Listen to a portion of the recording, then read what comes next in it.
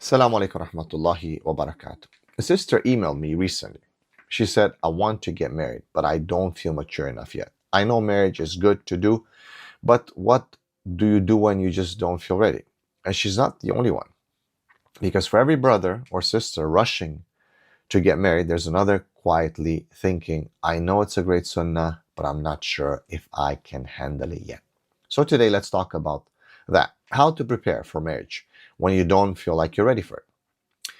The misunderstanding about readiness. Most people think being ready for marriage means being perfect, financially stable, emotionally bulletproof, spiritual on top of your game. But that's not how the Prophet ﷺ taught readiness. He said, ﷺ, O young men, whoever amongst you can afford it to marry, let him marry, for it helps lower the gaze and guard the chastity. This is reported by Bukhari Muslim.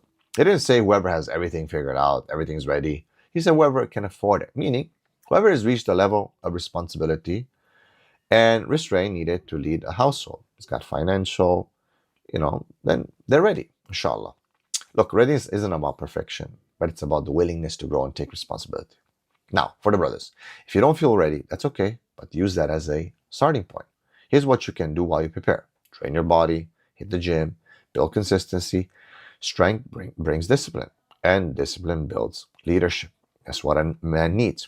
Train your brain, read, study, develop yourself intellectually in the deen, because a leader without knowledge will lead his family into confusion. Train your communication. Learn to speak with confidence, to listen, and to understand women with wisdom, not just emotion. Train your soul. Pray on time, read the Qur'an, protect your eyes, because no wife can complete a heart that's enslaved by desire. You don't become ready by just waiting. You become ready by building yourself while walking towards the marriage. Now, next, for the sisters. Those sisters who feel unready, your preparation looks a little bit different, but it's just as important. Take care of your health. Physical energy affects emotional energy. A healthy body helps you handle family life with patience. A lot of women, they neglect themselves. Learn household management, cooking, cleaning, and creating a calm home, and so on. That's, nice, peaceful. This is how the women of the Prophet ﷺ were. Build peace. This is the most important. Also, you grow your knowledge of the Quran, of fiqh, of marriage, communication, about men's psychology, what a man expects from you, what are your rights, and what are your responsibilities. Build your emotional maturity as well. Learn how to respond, not react. The ability to stay calm in conflict and so on, and understand that you don't just react. Look, the mature wife isn't the one who knows everything, but is the one who knows how to keep learning after nikah and how to, in a sense, follow Islam and submit to the rules of Allah subhanahu wa ta'ala as opposed to always fighting.